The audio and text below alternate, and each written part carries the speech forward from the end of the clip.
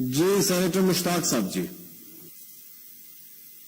شکریہ mister chairman. میں جو واقعہ ہوا ہے قیدی پاکستان کے شاکر اللہ کا، اس کی مذمت کرتا ہوں. سچی بات یہ ہے کہ جس طرح جیل کے اندر ان کو اینٹیں اور پتھر مار کر،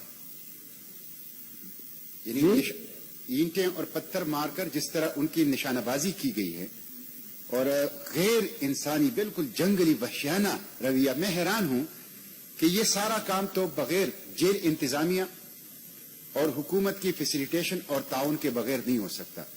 ایک جیل کے اندر ایک پروٹیکشن کے اندر، ایک سیکیورٹی کے اندر اور ایک ڈسپلن کے اندر قیدی زندگی گزارتے ہیں، لیکن یہ باقاعدہ سوچا سمجھا منصوبہ ہے اور یہ وہ پاکستان سے نفرت ہے جس کا اظہار عوام کی سطح پہ بھی ہوتا ہے، گورنمنٹ فنکشنریز کی سطح پہ بھی ہوتا ہے، اور جو حکومت کے عہدیدار ہیں، وزراء ہیں، ذمہ دار ہیں اور ہیڈ آف دا اسٹیٹ ہے، ان کی سطح پہ بھی ہوتا ہے. تو میں اس کی مذمت کرتا ہوں.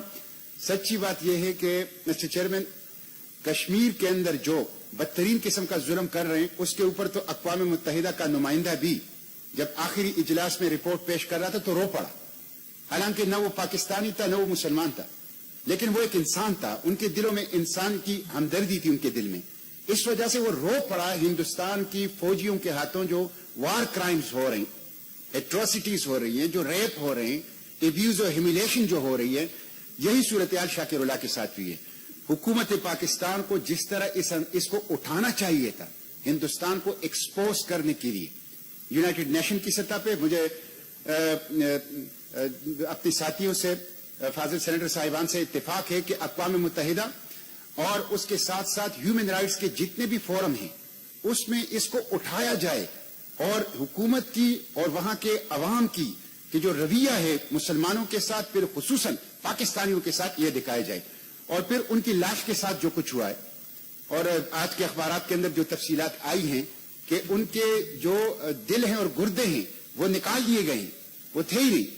تو یہ ایک بہت ہی بڑی اندوہناک قسم کی صورتحال ہے. اس میں ہندوستان کی ریاست بھی ذمہ دار ہیں، وہاں کے حکومتی اہلکار بھی ذمہ دار ہیں، اور وہ لوگ بھی جو وہاں پہ ہیں. حکومت پاکستان کو مطالبہ کرنا چاہیے کہ جن لوگوں نے ان کو قتل کیا ہے ان کو لوکیٹ کیا جائے، ان کی انلیسٹ کیا جائے، ان کے خلاف عدالتی کارروائی کی جائے اور ان کو عدالتی کارروائی کے ذریعے لاجیکل کنکلوژن تک پہنچا کے پاکستان کو جواب دیا جائے.